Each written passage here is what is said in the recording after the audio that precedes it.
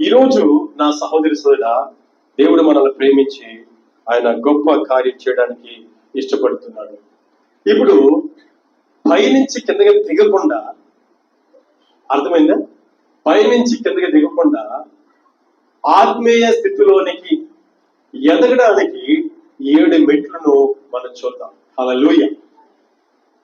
అర్థమైంది? ఇప్పుడు గత వారం ఏమన్నాం? భక్తిలో, విశ్వాసములో ఎత్తైన స్థాయి నుంచి దిగజారితే వచ్చే నష్టాలు చూసాం, కష్టాలు చూసాం, భక్తులు చూసాం, అలాంటి భక్తులను చూసాం, భక్తిహీనులు చూసాం. భక్తులు అనకూడదు, వాళ్ళని భక్తిహీనులు. ఈరోజు మనందరం కూడా నా ప్రియ సహోదరి సోదరుడా, ఆత్మీయ జీవితంలో ఎదుగుటకు, ఆత్మీయ జీవితంలో ఎదుగుటకు 7 మెట్లు. అది ఈరోజు అంశం. మరొకసారి చెప్తున్నాను, ఆత్మీయ జీవితంలో ఎదుగుటకు 7 మెట్లు. చూడండి, మనం గమనించినట్లయితే సర్వసాధారణంగా పైకి ఎక్కాలంటే, పై స్థానానికి వెళ్ళాలంటే స్టెప్స్ ఎక్కక తప్పదు. లేదా ఈ యొక్క కంప్యూటర్ యుగంలో లిఫ్ట్లు వచ్చేసినాయి కాబట్టి లిఫ్ట్లు ఎక్కక తప్పదు. పైకి వెళ్ళాలంటే ఏం చేయాలి? మెట్లు ఎక్కాలి లేదా స్టెప్స్ ఎక్కాలి. లేదంటే ఈ కంప్యూటర్ యుగంలో ఏమొచ్చేసింది? లిఫ్ట్ వచ్చేసింది కాబట్టి లిఫ్ట్ ఎక్కాలి. ఎందుకు ఎక్కాలి? లిఫ్ట్ పైకి వెళ్ళడానికి. మెట్లు ఎందుకు ఎక్కాలి? పైకి వెళ్ళడానికి. అలాగే ఆత్మీయ జీవితంలో పైకి వెళ్ళాలంటే చెప్పాలి, 7 మెట్లు ఎక్కాలి. హల్లెలూయా. నా సహోదరి సోదరుడా, ఆత్మీయ జీవితంలో ఎదగాలంటే, ఆత్మీయ జీవితంలో పైకి ఎదగాలంటే, ఆత్మీయ జీవితంలో పైకి పోవాలంటే 7 మెట్లు ఎక్కాలి. నెంబర్ 1 స్టెప్ లేదా నెంబర్ 1 మెట్టి మనం చూద్దాం. ఎంతమందికి ఆత్మీయ జీవితంలో నేను ఎదగాలి, పైకి ఎక్కాలి అని ఉంది? చెప్పండి. ఎదుగుదలకు, ఆత్మీయ జీవితంలో ఎదుగుదలకు 7 మెట్లు. ఎదుగుదలకు నెంబర్ 1 మెట్టు ఏంటో తెలుసా? నెంబర్ 1 మెట్టు క్రమము తప్పకుండా దైవ సన్నిధికి రావాలి. ఇది ఆత్మీయ జీవితంలో ఎదగడానికి నెంబర్ 1 స్టెప్. చదవడానికి ప్రయత్నం చేద్దాం.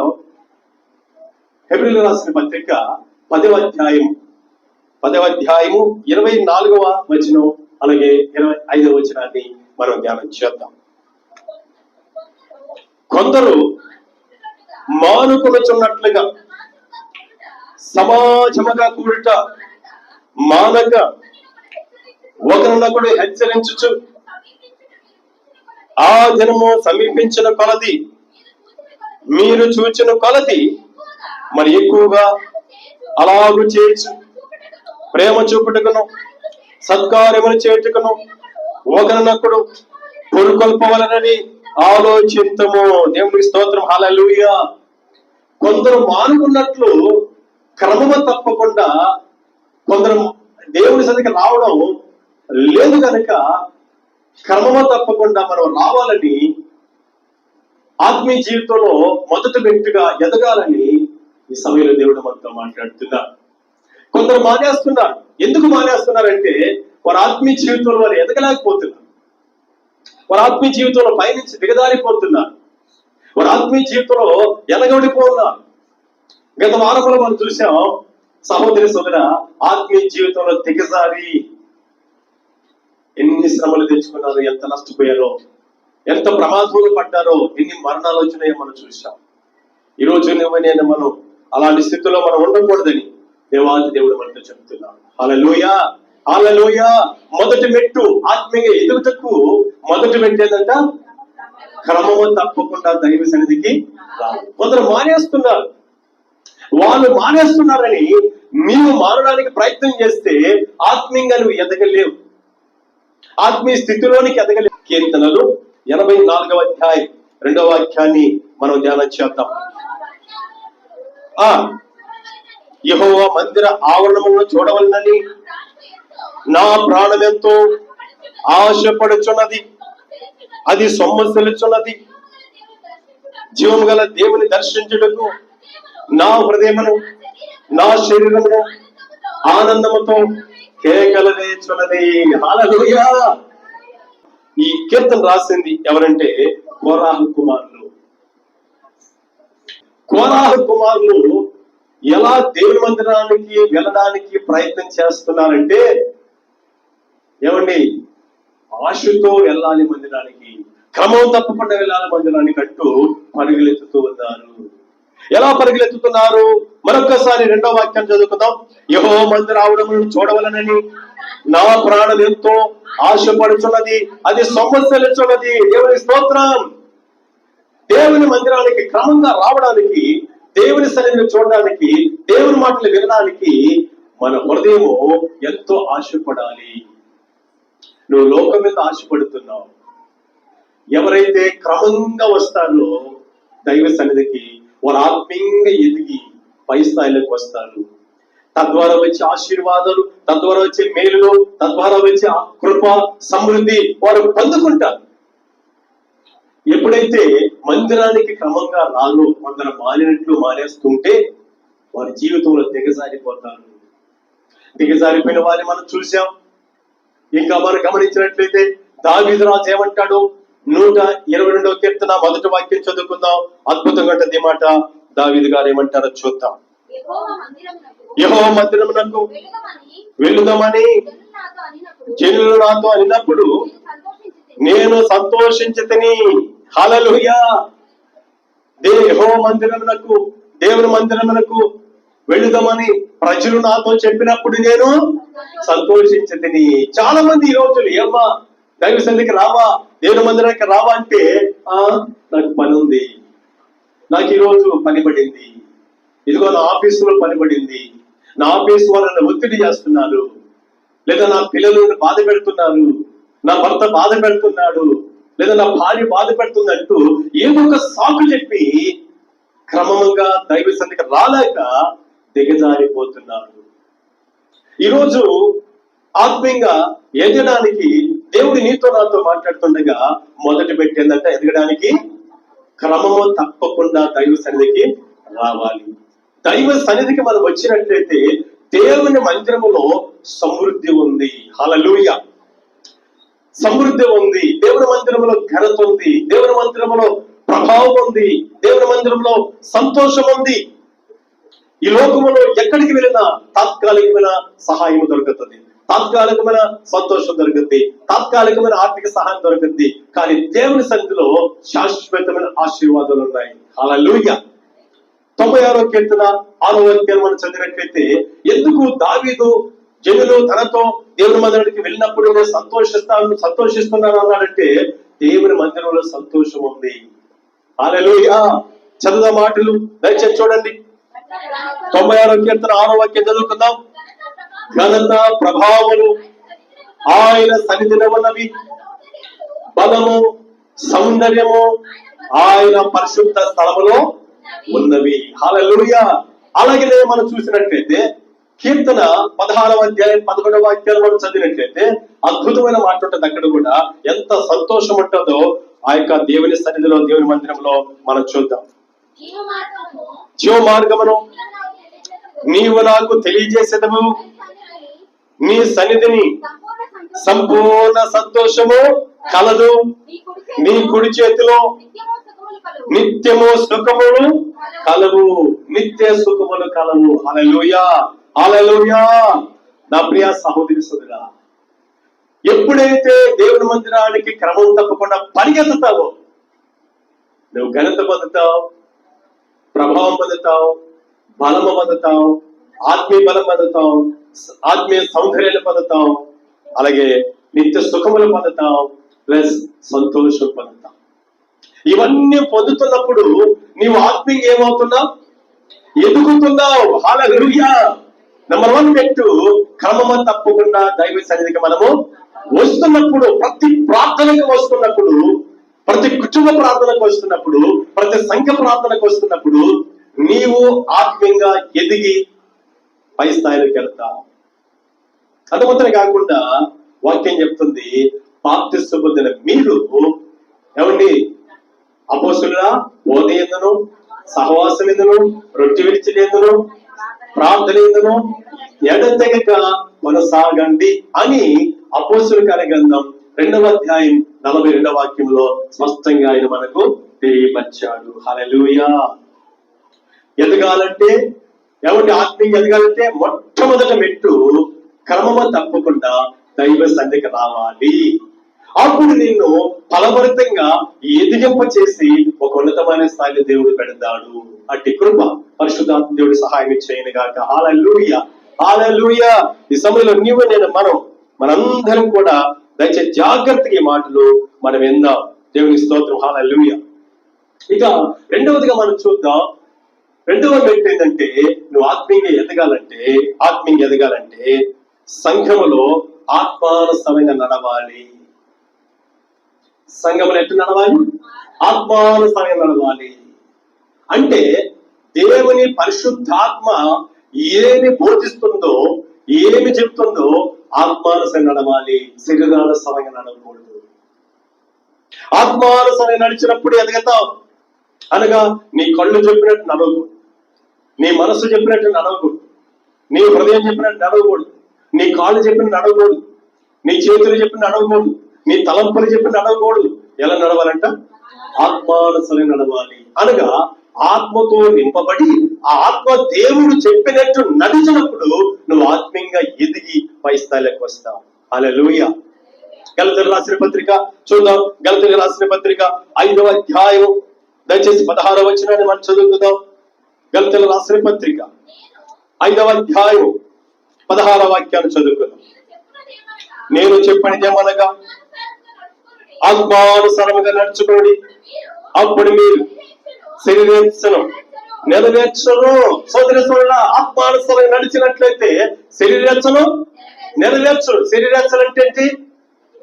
శరీరము చెప్పినట్టు శరీర కోరికల ప్రకారం మనం నడవు. ఆత్మ చెప్పినట్టు మనం నడవాలి. హల్లెలూయా. ఆత్మ చెప్పినట్టు నడిస్తే మనం ఆత్మీయంగా ఎదిగి పై స్థాయిలో ఉంటాం. రెండవ మెట్టు ఏంటంటే ఆత్మీయంగా ఎదిగి ఫలించాలంటే ఆత్మానుసారంగా నడవాలి. అందుకే పౌలు గారు గలతీ సంఘానికి రాస్తూ చెప్తున్నాడు, నేను చెప్పినదేమనగా ఆత్మానుసారంగా నడుచుకుని అప్పుడు మీరు శరీరేచ్ఛను నెరవేర్చరు. శరీరము ఆత్మకును, ఆత్మ శరీరమునకును విరోధముగా ఆపేక్షించును. ఇవి ఒకదానితో ఒకటి వ్యతిరేకముగా ఉన్నవి గనుక మీరేమి నిశ్చయింతురో వాటిని చేయకుందురు. మీరు ఆత్మ చేత నడిపింపబడిన ఎడల ధర్మశాస్త్రమునకు లోనైన వారు కారు. చూడండి, శరీర కార్యములు దేవునికి స్తోత్రం కలుగుగాక. హల్లెలూయా, హల్లెలూయా. ఎంత స్పష్టంగా దేవాది దేవుడు పౌలు ద్వారా మనతో మాట్లాడుతున్నాడు. ఏం మాట్లాడుతున్నాడంటే ఆత్మకును శరీరానికి ఏం జరగదంట? విరోధముగా, వ్యతిరేకముగా ఒకదానితో ఒకటి పోరాడతాయి గనుక మీరు ఆత్మానుసారంగా నడిచినట్లయితే శరీర కార్యాలను జయిస్తారు. హల్లెలూయా. చూడండి, దేవుని ఆత్మ చెప్తుంటది ఆ శరీరం చూడబాకు అని చెప్తుంటది. శరీరం చెప్తుంటది, అనగా కళ్ళు చెప్తుంటే పర్వాలేదు చూడలేదు. దేవుని ఆత్మ చెప్తుంటది, ఇదిగో అబద్ధం మాట్లాడబాక అని చెప్తుంటది. శరీరం చెప్తుంటది, పర్వాలేదు చెప్పకపోతే ఎట్లా, తప్పించుకోవాలి కదా, దక్కించుకోవాలి కదా, పొందుకోవాలి కదా, అబద్ధం చెప్పు అంటుంది. ఈ ఆత్మకు ఈ శరీరానికి ఏం చేస్తుందంట? ఒకదానికి ఒకటి వ్యతిరేకంగా పోరాడుతూ ఉంటాయి. ఎప్పుడైతే దేవుని ఆత్మానుసారంగా నడవాలని మనం తీర్మానం చేసుకుంటామో ఆత్మానుసారంగా నడుస్తాం, లేదా శరీరానుసారంగా నడుస్తామని అనుకుంటే శరీరానుసారంగా నడుస్తాం. అందుకే వాక్యం చెప్తుంది, ఒక్కసారి మనము దయచేసి ఆ మాటలు మనం చదివితే 17వ వచనం చదువుకుందాం. శరీరము ఆత్మకును, ఆత్మ శరీరమునకును విరోధముగా ఆపేక్షించును. ఇవి ఒకదానితో ఒకటి వ్యతిరేకముగా ఉన్నవి కనుక, ఇక్కడ బాగా గమనిద్దాం, మీరేమి నిశ్చయింతురో వాటిని చేయకుందురు. హల్లెలూయా. మనం ఏం చేయాలట?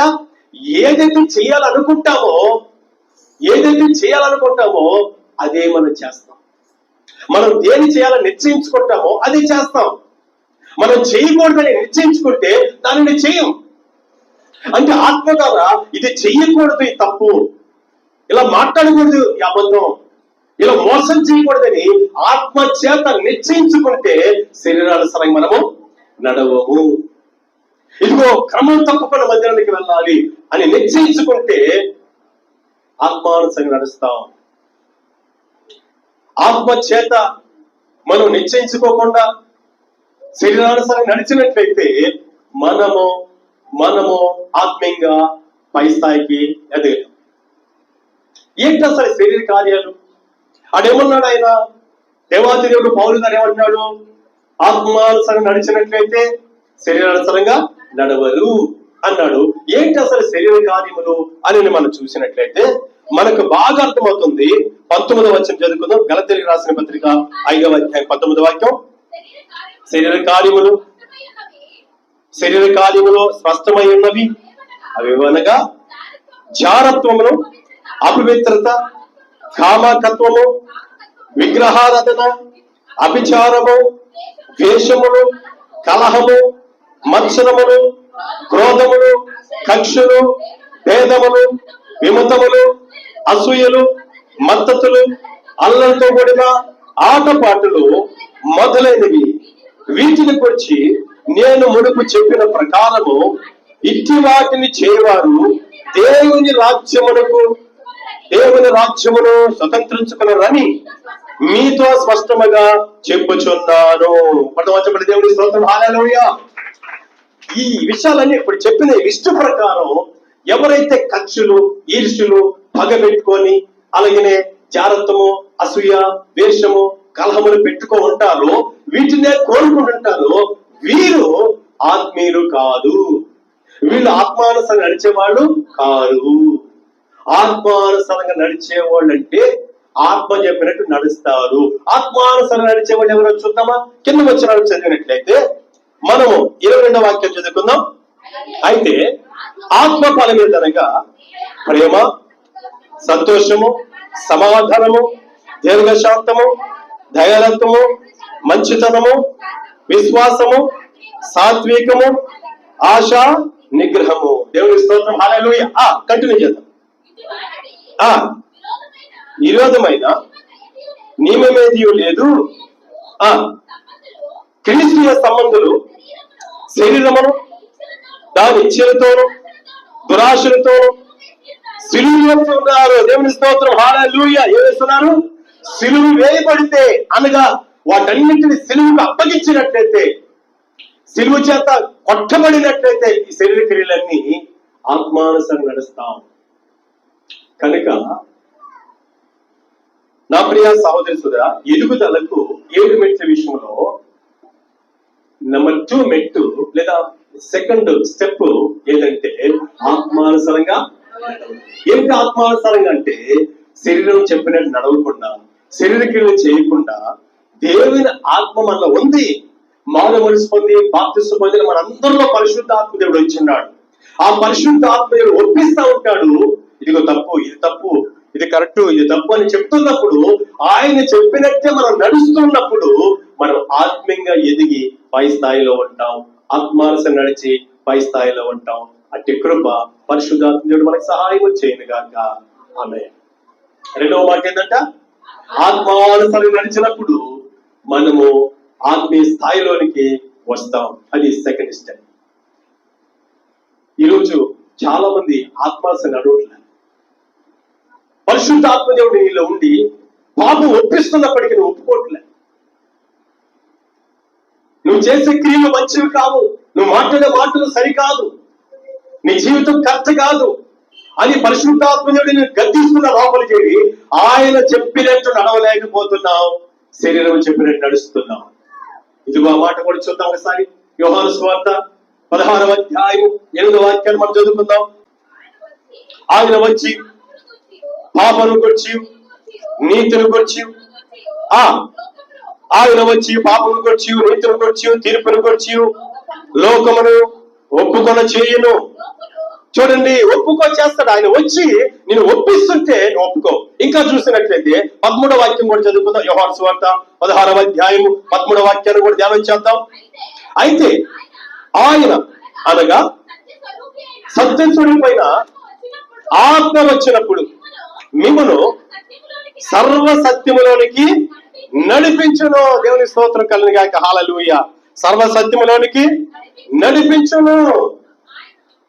ఏమండి, ఆత్మ వచ్చినప్పుడు ఏం చేస్తారంటే ఆయన సర్వ సత్యములోనికి నడిపిస్తాడు. అంటే ఇది మంచిది కాదు, ఇది చెడు, దీని వైపు చూడొద్దు, ఇలా నడవద్దు అని పరిశుద్ధాత్మ లోపల చెబుతున్నప్పటికీ ఆత్మానుసారంగా అనగా ఆత్మదేవుడు చెప్పిన అనుసారంగా నువ్వు నడవకపోతున్నావు. అందుకే నువ్వు ఆత్మీయంగా ఎదిగి పై స్థాయిలోకి రాలేకపోతున్నావు. ఎవరు చెప్పి నడుస్తున్నావు? శరీరానుసారంగా నడుస్తున్నావు కనుక నువ్వు ఎదగలేక తసికలు పడి ఉన్నావు, ఎదగలేక అట్టడిగా పడిపోన్నావు. సోదర ఆత్మీయ ఎదగడానికి 7 మెట్లు. నెంబర్ 1 మెట్టు ఏంటంట? క్రమము తప్పకుండా దైవ సన్నిధికి మనము రావాలి. రెండవదిగా ఏం చేసాం మనం? చెప్పాలి ఆత్మానుసారంగా నడవాలి. దేవుని స్తోత్రం. హల్లెలూయా. ఒకవేళ ఆత్మకి శరీరానికి పోరాటం జరుగుతుంటది. పోరాటం జరిగినప్పుడు మనం ఏం చేయాలో తెలుసా? శరీరం లాగుతుంటది, మనం బలహీనం లాగేస్తుంటది. బలహీనం కాబట్టి ఆ పాపంలో పడిపోతాం, ఆ మోసంలో పడిపోతాం, ఆ అబద్ధంలో పడిపోతాం, లేదా ఆశల్లో పడిపోతాం. ఇప్పుడు మనకు బలం లేనప్పుడు మనం ఏం చేయాలో తెలుసా? దేవా, పరిశుద్ధాత్మ దేవా, నీ అభిషేకంతో నింపు నాయన. ఇదిగో శరీరానికి జయించాలి తండ్రి, ఇదిగో ఈ పాపాన్ని జయించాలయ్యా, ఈ పొగని జయించాలయ్యా, ఈ బూతులు జయించాలయ్యా, ఈ పోకిరి మాటలు జయించాలయ్యా, ఈ కక్షలు ఈర్ష్యలు పగలు జయించాలి ప్రభా. నేను జయించలేకపోతున్నా, ఆత్మదేవ నువ్వు సహాయం చేయన్నప్పుడు పరిశుద్ధాత్మ దేవుని యొక్క శక్తి మన మీదకి వచ్చి మనం జయిస్తాం, మనం ఆత్మీయంగా లేదాం. హల్లెలూయా. ఆత్మ లోపల ఉన్నాడు, ఆల్రెడీ మనలో ఉన్నాడు. ఇప్పుడు శరీరం లాగుతుంటది, అనేక పాపాలను లాగుతుంటది. లాగే సమయంలో మనం బలహీనం, లోపల ఆయన ఉన్నాడు. ఇప్పుడు ఏం చేయాలి? మనం ఆయన వేడుకోవాలి, ఆయన సహాయం కోరుకోవాలి, ఆయన బలం కోరుకోవాలి. అప్పుడు పరిశుద్ధాత్మ నింపుదల ఇచ్చినప్పుడు ఆ నింపుదల చేత ఈ శారీరక కార్యములు ఏం చేస్తాం? జయించినప్పుడు మన ఆత్మీయ స్థితి పైకి ఎదుగుతుంది. హల్లెలూయా. జోసెఫ్ను మనం చూసినప్పుడు ఏమండి, జోసెఫ్ను మనం చూసినప్పుడు ఆత్మశక్త శరీర క్రియను ఏం చేశాడు? ఆయన జయించగా ఆయన స్థాయి ఏమైంది? ఎత్తైన స్థాయికి వచ్చింది. అదే అదే అదే సంసోను మనం చూసినప్పుడు సంసోను ఆత్మానుసారంగా జయించలేకపోయాడు, దేవుని సహాయం కోరుకొని జయించలేకపోయాడు. ఏమైపోయాడు? శరీర క్రియల వల్ల ఏమైపోయాడు? అమ్మా ఎఫ్సిబాసితో ఏమైపోయాడు? పతనం అయిపోయాడు. నీకోసమే, మనందరి కోసమే దేవుడు చెప్పేది. నువ్వెక్కడ ఆత్మానుసారం నడవలేకపోతున్నావు, ఎక్కడ శరీరానుసారం నడిచి నష్టపోతున్నావు. ఆత్మీయంగా నడిచి శరీరానుసారంగా వచ్చే నష్టంలో పాలు పొందకుండా ఆత్మీయంగా ఎదిగి దేవుడిచ్చే కృప పొందాలని దేవుడు కోరుకుంటూ ఈ మాటను తెలియపరుస్తున్నాడు. ఇటు కృప దేవుడు దయచేయును గాక. హల్లెలూయా, హల్లెలూయా. ఇకపోతే మూడోదిగా మనం చూసినట్లయితే, మూడోదిగా మనం గమనిద్దాం. 3వ మెట్టు ఆత్మీయంగా ఎదుగుటకు 3వ స్టెప్. దేవుని స్తోత్రం. హల్లెలూయా. చూద్దాం, దయచేసి మనం చదవడానికి మనం ప్రయత్నం చేద్దాం. ఆత్మీయంగా ఎదగడానికి 3వ స్తోత్రం ఏంటంటే, సంఘస్థులు లేదా సంఘము ప్రేమ స్తోత్రం కలిగి ఉండాలి. ఏం కలిగి ఉండాలి? ప్రేమ స్తోత్రం కలిగి ఉండాలి. అంటే ప్రేమ అనే ఆ గొప్ప విషయాన్ని సంఘము కలిగి ఉండాలి. దేవునికి స్తోత్రం కలిగిన గాక. హల్లెలూయా, హల్లెలూయా. ఈ ప్రేమ అనేది సంఘంలో లేకపోతే, లేదా నీలో లేకపోతే, నాలో లేకపోతే మనం ఆత్మీయంగా ఎదగలేము. 3వ మెట్టు ఏంటంట? చెప్పాలి. 3వ మెట్టు సంఘము అనగా నీవు నేనే ఏం కలిగి ఉండాలి? ప్రేమ అనే స్తోత్రం కలిగి ఉండాలి, లేదా ప్రేమ కలిగి ఉండాలి. హల్లెలూయా. ప్రేమ ఎప్పుడు కలిగి ఉంటావో నువ్వు ఆత్మీయంగా ఎదిగి పై స్థాయిలో ఉంటావు. అందుకే వాక్యం చెప్తుంది, మొదటి కొరింథీ రాసిన పత్రిక 8వ అధ్యాయం 1వ వాక్యాన్ని మనం చదువుకుందాం. విగ్రహములకు బలిగా అర్పించిన వాటి విషయము మనమందరము జ్ఞానము గలవారమై ఎరుగుదము. జ్ఞానము ఉప్పొంగి చేయను గాని ప్రేమ క్షేమాభివృద్ధి కలిగి చేయను. దేవుని స్తోత్రం. హల్లెలూయా. ప్రేమ ఏం చేస్తుందంట?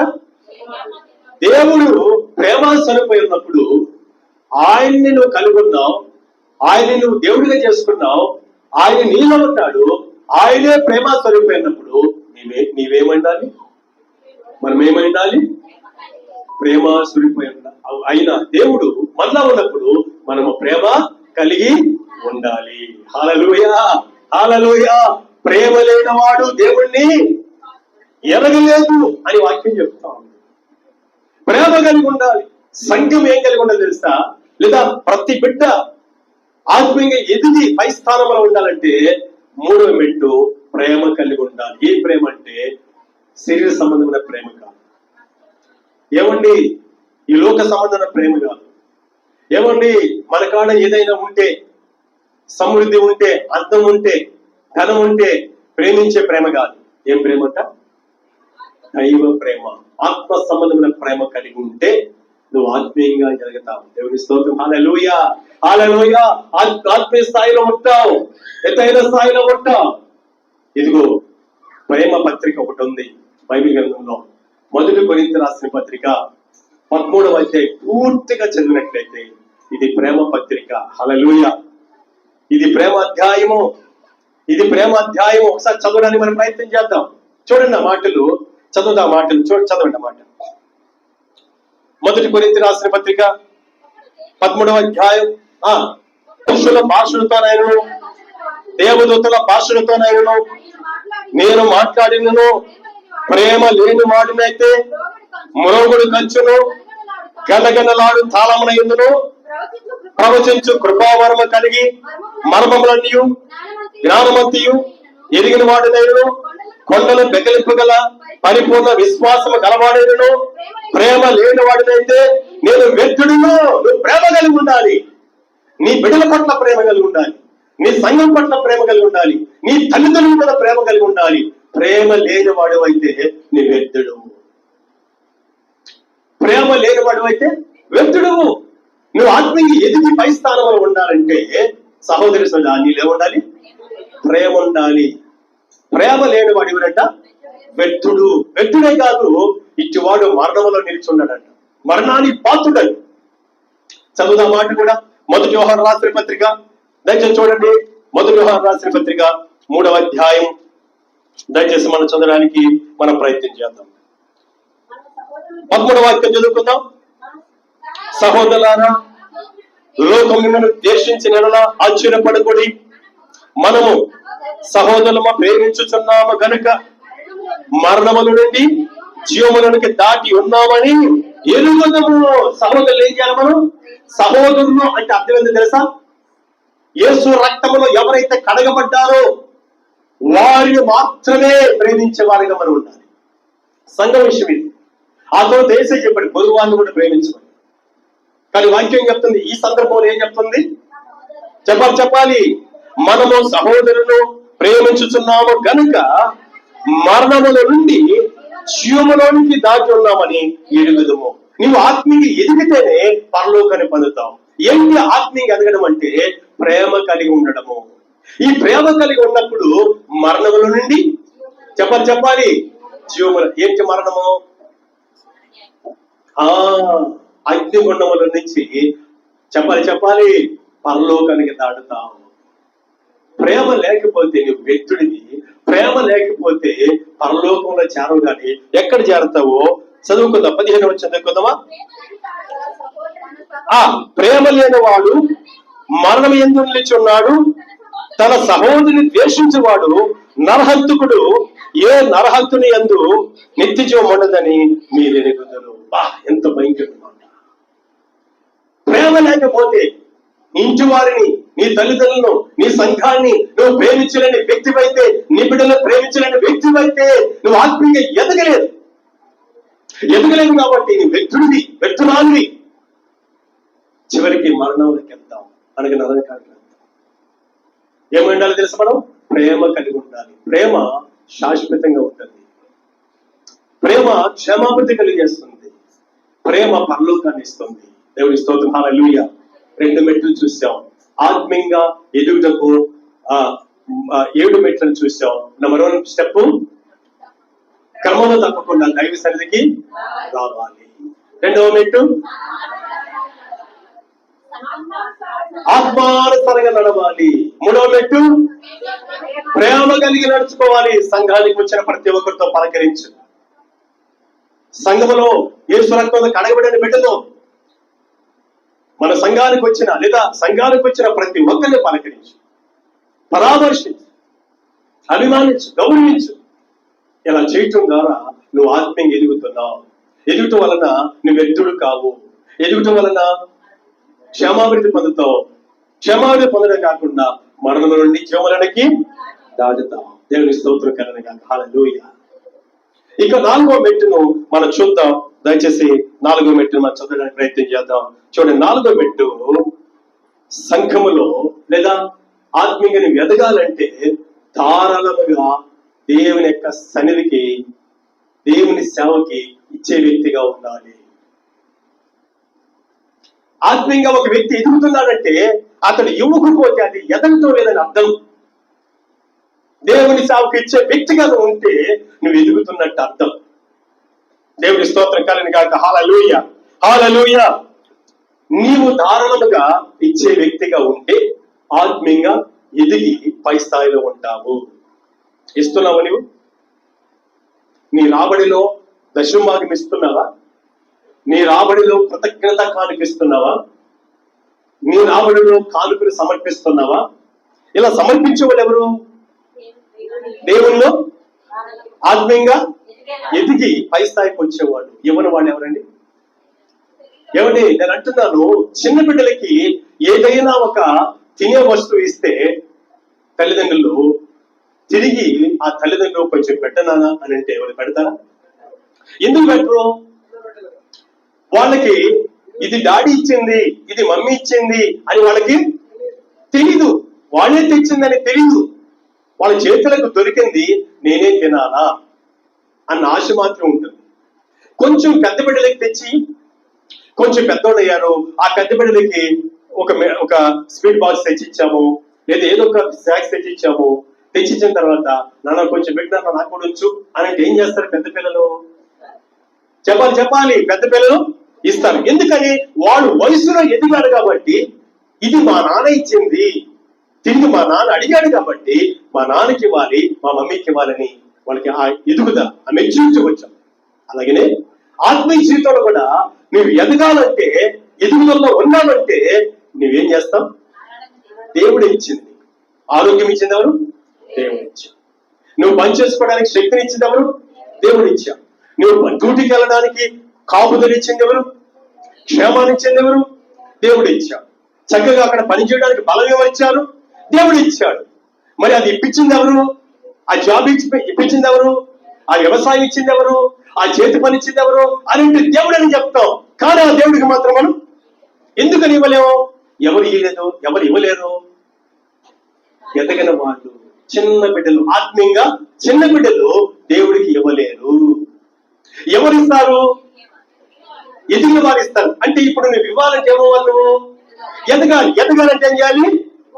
ఇవ్వాలి. ఇచ్చేది నేర్చుకో. దేవుడు మాట్లాడినప్పుడు ఇచ్చేది నేర్చుకున్నప్పుడు ఆత్మీయంగా ఎదిగి బహుగా ఫలిస్తావు. హల్లెలూయా. చూడండి మాటను 2వ కొరింథీ రాసిన పత్రిక 9వ అధ్యాయము 5 నుండి 7 వచనాలు మనం చదువుకుందాం. కావున లోబడ ఇచ్చిదమని మీరు చెప్పిన ధర్మము పిసినితనముగా ఇయ్యక ధారాళముగా ఇయ్యవలనని చెప్పి సహోదరులు మీ యొద్దకు వచ్చి దానిని జమ చేయుటకై వారిని హెచ్చరించుట అవసరమని తలంచి తిని. ఇందులో వచ్చిన అద్భుతం ఉంటది. కొంచెముగా విత్తువాడు కొంచెముగా పట్టుకోయను, సమృద్ధిగా విత్తువాడు సమృద్ధిగా పట్టుకోయను. హల్లెలూయా. నిజం, వాస్తవం. ఏమండి చూడండి, ఒక 5 మామిడి విత్తనాలు వేసాం, 5 మామిడి చెట్లు వస్తాయి. 5 మామిడి చెట్ల ఫలాలు చూస్తాం. ఇప్పుడు ఎగ్జాంపుల్, ఒక సహోదరి 5 మామిడి విత్తనాలు వేసింది, 5 మామిడి చెట్లు అయినాయి, 5 మామిడి చెట్లు ఫలాలు ఇస్తున్నాయి, సమృద్ధిన పంట వస్తుంది. ఒక సహోదరు ఉంది, ఒకే మామిడి విత్తనం వేసింది, ఆమె ఆ మామిడి విత్తనం ద్వారా చెట్టు వచ్చింది, ఆ చెట్టు ఎదిగింది, ఫలించింది. ఎంత ఫలం వస్తుంది? ఒక్క చెట్టు ఫలం వస్తుంది. ఇక్కడ ఎన్ని చెట్టు ఫలాలు వస్తున్నాయి? 5 చెట్టు ఫలాలు. అలాగే దేవుడు చెప్తున్నాడు, కొంచెంగా విత్తువాడు కొంచెము పంట పోయెను, సమృద్ధిగా విత్తవాడు సమృద్ధిగా పోయెను. హల్లెలూయా. ఎవరైతే దేవుడికి ఇచ్చేవారిగా ఉంటారో వారు ఆత్మీయంగా ఎదుగుతున్నారు. ఆత్మీయంగా ఎప్పుడు ఎదుగుతారో అన్ని విషయాలు ఎదిగి సౌఖ్యముగా ఉంటారు. కొంతమంది చెప్పండి దేవుని స్తోత్రం. హల్లెలూయా. ఆత్మీయంగా ఇచ్చేవారిగా మనం ఉండాలి. ఈ రోజు నుంచైనా ఆత్మీయంగా ఎదగాలంటే, ఏమంటే 4వ మెట్టులోకి రావాలంటే ఎదిగి ఏం చేయాలి? మనం ధారాళంగా ఇచ్చేవారు ఉండాలి. అదే వాక్యాన్ని మరోసారి కంటిన్యూ చేద్దాం. కొంచెముగా విత్తువాడు, ఏమండి 10 రూపీస్ ఇచ్చావు, దేవుడు 10 రూపీస్ ఇస్తాడు. 100 రూపీస్ ఇచ్చావు, 100 రూపీస్ ఇస్తాడు. అనగా 100 రూపాయలు ఇచ్చావు, దేవుడి సేవకి ఎంత ఇస్తాడు? 100 రూపాయలు ఇస్తాడు. అలాగే 1000 రూపాయలు ఇచ్చావు, 1000 రూపాయలు ఇస్తాడు. దేవుడి స్తోత్రం. హల్లెలూయా. కంటిన్యూ చేద్దామా? సమృద్ధి ఇత్తవాడు సమృద్ధిగా పట్టుకోయను అని విషయమై చెప్పవచ్చుచున్నాను. సనుగు కనుకయు బలవంతముగా కాకయు ప్రతి వాడును తన హృదయములో నిశ్చయించుకున్న ప్రకారము ఇయ్యవలెను. దేవుడు ఉత్సాహముగా ఇచ్చువారిని ప్రేమించును. దేవుని స్తోత్రం. ఉత్సాహముగా ఇచ్చేవాడు ఏం చేస్తాడు? దేవుడు ప్రేమిస్తే నీకు కొరత ఉందా? దేవుడు ప్రేమిస్తే కొరత ఉందా? చెప్పండి. కుదురు ఉందా? చెప్పాలి. కుదురు ఉందా? కొరత ఉందా? దేవుడు కానీ ప్రేమించాడంటే, ఏమంటే ఒక ఎమ్మెల్యేని ప్రేమించాడంటే, ఒక కలెక్టర్ నిన్ను ప్రేమించాడంటే, ఒక డాక్టర్ నిన్ను ప్రేమించాడంటే నీకేమైనా కుదురు ఉంటుందా? ఈ లోకంలో ఈ మనుషులను నేను ప్రేమిస్తే వాళ్ళ కడున్న సమృద్ధిని నీకు ధారాళంగా ఇస్తాడు. మరి దేవుడు ఏం చేస్తాడంట? ఎప్పుడు ప్రేమిస్తాడు దేవుడు? ఉత్సాహంగా ఇచ్చినప్పుడు దేవుడు మనల్ని ప్రేమిస్తాడు. హల్లెలూయా. వీళ్ళు ఇచ్చేవాడు ఎవరు తెలుసా? ఆత్మీయంగా ఎదిగేవాడు. ఒకవేళ ఎదగకపోతే ఈ రోజు నుంచి ఇచ్చేది నేర్చుకో. ఆత్మీయ మెట్రి అనగా 4th స్టెప్ నువ్వు ఎక్కుతావు, ఆత్మీయంగా పై స్థాయికి వస్తావు. అట్టి కృప పరిశుద్ధాత్మీయుడి సహాయము చేయను గాక. హల్లెలూయా. ఇలా ఇచ్చినప్పుడు నీ స్థితి ఎలా ఉంటుందో తెలుసా? దాన్ని కంటిన్యూ చేస్తే ఆ మాట చదివేసి మనం ముగిద్దాం. ఇదే 2వ కొరింథీయులకు రాసిన పత్రిక 9వ అధ్యాయము 8వ వాక్యాన్ని ఒకసారి చదువుకుందాం. మరియు అన్నిటియందు ఎల్లప్పుడూ మీలో మీరు ఇచ్చేవారిగా ఉంటే ఆత్మీయంగా ఎదగడమే కాదు, ఎలా ఉంటారు తెలుసా? ఎల్లప్పుడూ మనలో మనము సర్వ సమృద్ధి గలవారే ఉత్తమమైన ప్రతి కార్యము చేయుటకు దేవుడు మీ ఎడల సమస్త విధములైన కృపను విస్తరింప చేయగలడు. అందు విషయమే అతడు వెదజల్లి దరిద్రునికి ఇచ్చును, అతని నీతి నిరంతరము నిలుచు అని వ్రాయబడి ఉన్నది. దేవుని స్తోత్రం. హల్లెలూయా. ఈరోజు ఇచ్చే స్థాయికి నువ్వు ఎదిగితే, ఈ 4th మెట్టుకి ఎక్కితే, ఈ 4th స్టెప్ కి వెదిగితే నీలో నీవు సర్వ సమృద్ధి కలిగి ఉంటావు. ప్రతి ఉత్తమమైన కార్యాన్ని చేయడానికి దేవుడు మన ఎడల, అలా చేసేవారి ఎడల తన కృపను విస్తరింప చేస్తాడు. దేవుడి స్తోత్రం. హల్లెలూయా. ఆత్మీయ ఎదుగుటకు 4 మెట్లు. 4వ మెట్టు చూసాం. ఇక 5వ మెట్టును మనం చూద్దాం. 5వ మెట్టును మనం చూద్దాం. దయచేసి చూడండి పిల్లరా, సహోదరి సోదరులారా. నూతనమైన మన జీవితాన్ని, 5వ మెట్టు నూతనమైన మన జీవితాన్ని దేవునికి ప్రతిష్ఠ చేయాలి. హల్లెలూయా. ఏం చేయాలి? దేవునికి ప్రతిష్ఠ చేయాలి. అనగా ప్రభువా, ఇక మీదట ఇది నా జీవితం కాదు, నా జీవితాన్ని నీకే సమర్పిస్తున్నా, అనగా నూతన జీవితం జీవిస్తాను అని తీర్మానం చేసుకుంటే, ఏమండి నూతన జీవితం జీవిస్తానని తీర్మానం చేసుకుంటే నువ్వు ఆత్మీయంగా ఎదుగుతావు. ఏమండి ఇందాక మనం చదివిన గలతీయులకు రాసిన పత్రికలో నువ్వేది చేయాలని నిశ్చయించుకుంటావో అదే చేస్తావు అన్నాడు ఆయన. అలాగే ఈరోజు నువ్వు ఆత్మీయంగా ఎదిగి ఒక పై స్థాయికి రావాలంటే 5th స్టెప్ ఏంటంటే, నేను నూతనంగా జీవించాలి, దేవుడికి నా జీవితాన్ని ప్రతిష్ఠ చేసుకోవాలి అని ప్రతిష్ఠ చేసుకుంటే నూతనంగా జీవిస్తావు. వాక్యం వింటున్నా నీవు ఇప్పుడే ఈ టైంలోనే ప్రభువా ఆత్మీయ ఎదగడానికి, నా జీవితాన్ని నూతనంగా మార్చుకోవడానికి ఇప్పుడే ప్రతిష్ఠ చేసుకుంటాను అని నువ్వు సమర్పించుకున్నట్లయితే దేవుడి నీ జీవితాన్ని ఆత్మీయ జీవితాలకి బలపరుస్తాడు. దేవుడి స్తోత్రం. హల్లెలూయా, హల్లెలూయా. పాత జీవితాన్ని వదిలిపెట్టు, నూతనంగా ఇక దేవుడి కొరకు బ్రతకతానని తీర్మానం చేసుకో. అందుకే 2 కొరింథీయుల రాసిన పత్రిక 5వ అధ్యాయం 15వ వాక్యం మనం చూసినట్లయితే అద్భుతమైన మాట్లాడుతుంది. కాగా ఎవడైనా క్రీస్తునందున్న యెడల వాడు నూతన సృష్టి, పాతవి గతించును, ఇదిగో క్రొత్తవాయును. ఈ రోజు నుంచి నూతనంగా నా జీవితాన్ని దేవుడి చేతికి అప్పగిస్తాను, ప్రతిష్ఠ చేసుకుంటాను అని ఎవరైతే ఆయన చేతికి అప్పగించుకుంటామో మన జీవితాన్ని, వారు ఆత్మీయంగా ఎదగతారు. మనం అనుకుంటాం కదా, నా ఇంటిని కొత్తగా మార్చుకోవాలా, ఈ రోజు నుంచి లేదా రేపటి నుంచి వైట్ వాష్ చేసుకుందాం, కలర్ వాష్ చేసుకుందాం అని మన ఇంటిని కొత్తగా చూడడానికి మనం తీర్మానం చేసుకుని వైట్ వాష్ చేస్తాం లేదా కలర్ వాష్ చేసుకుంటాం. అలాగే మన జీవితంలో పాతదాన్ని తీసేసుకొని కొత్తగా జీవించాలి అని తీర్మానం చేసుకుంటే నువ్వు ఆత్మీయంగా ఎదుగుతావు. దీనికి సంబంధించిన మరొక వాక్యాన్ని మనం చదువుకుందాం. ఎఫెసీయులకు రాసిన పత్రిక 4వ అధ్యాయము 23వ వాక్యాన్ని మనం చదువుకుందాం. ఈ చిత్తవృత్తి యందు నూతన పరచబడిన వారై నీతియు యథార్థమైన భక్తి గలవారై దేవుని పోలికగా సృష్టింపబడిన నవీన స్వభావమును ధరించుకొనవలెను. దేవుని పోలికగా సృష్టింపబడిన నవీన స్వభావమును ధరించుకొనవలెను. నవీన అనగా ఫుట్నోట్ ఏముంది? కొత్త. ఈ రోజు నుంచి కొత్తగా బ్రతకాలి నేను. ప్రభువా, ఇంతకాలం నా జీవితం మలినమైపోయింది, ఎంతకాలం భ్రష్ట అయిపోయింది, ఎంతకాలం నీ చిత్తార్థం అనలేకపోయాను.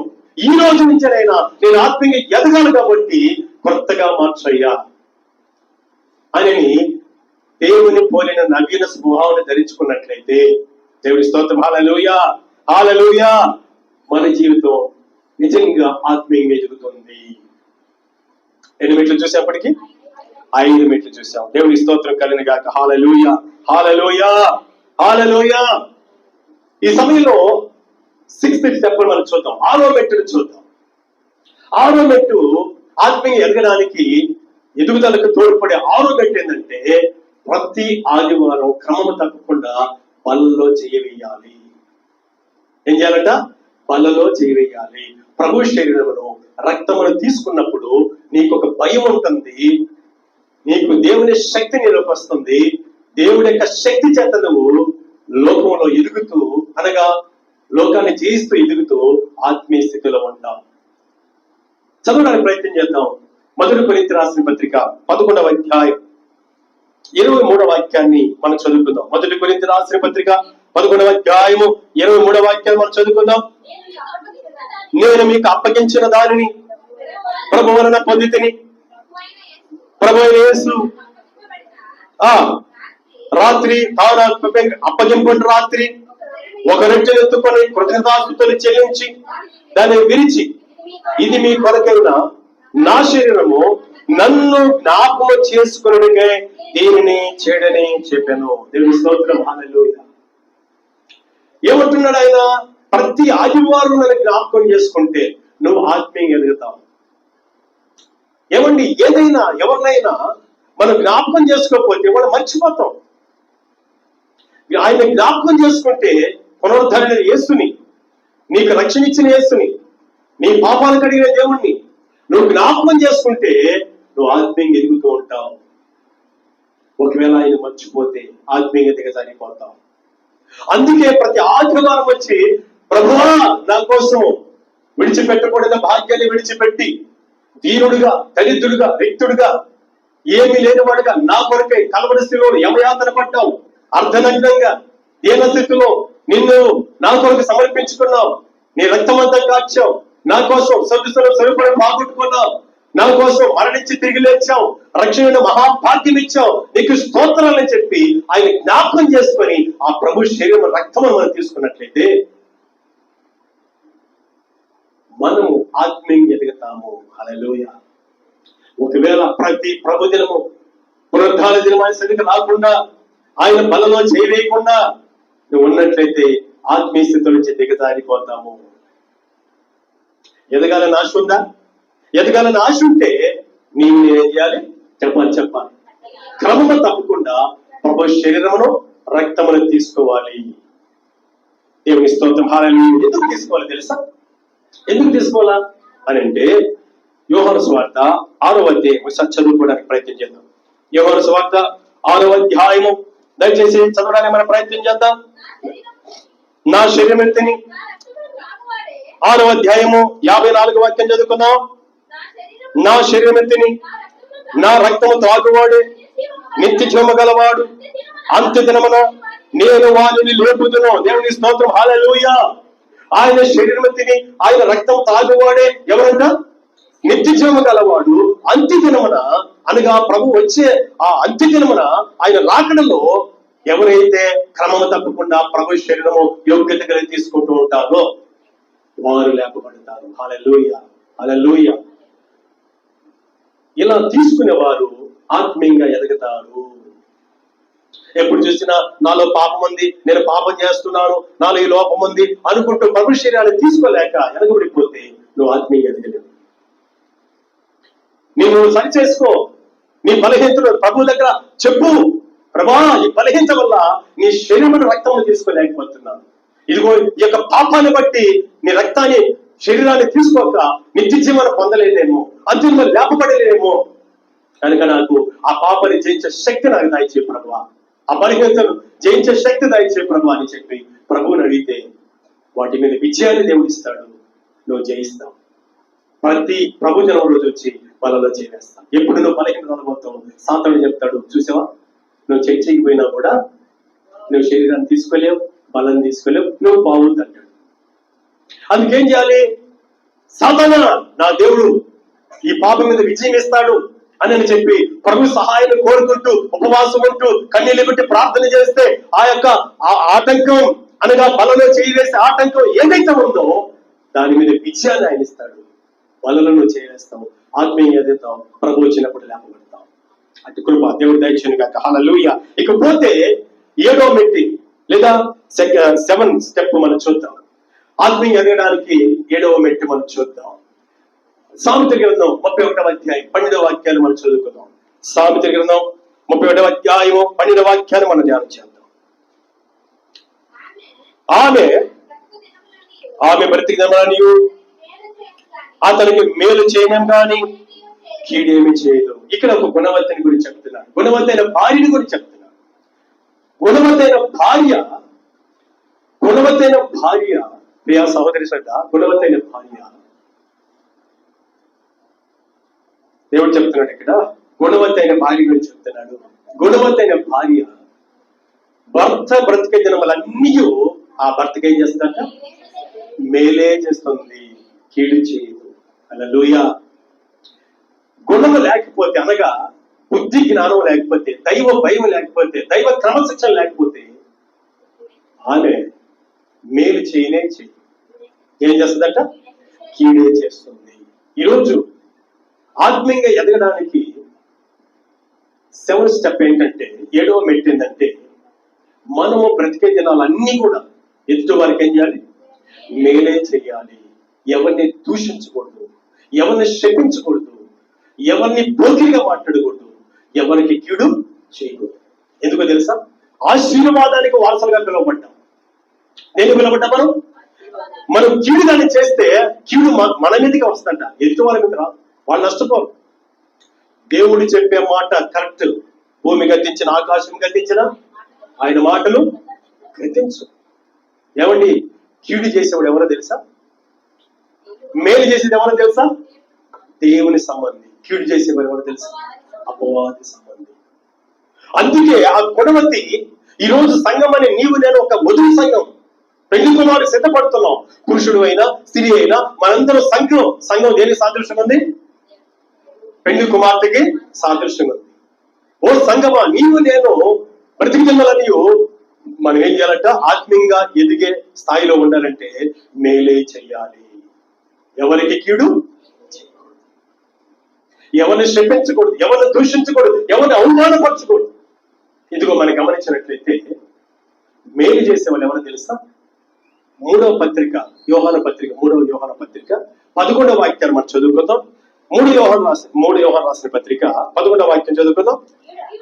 ప్రియుడా, చెడు కార్యములను కాక మంచి కార్యములను అనుసరించి నడుచుకును.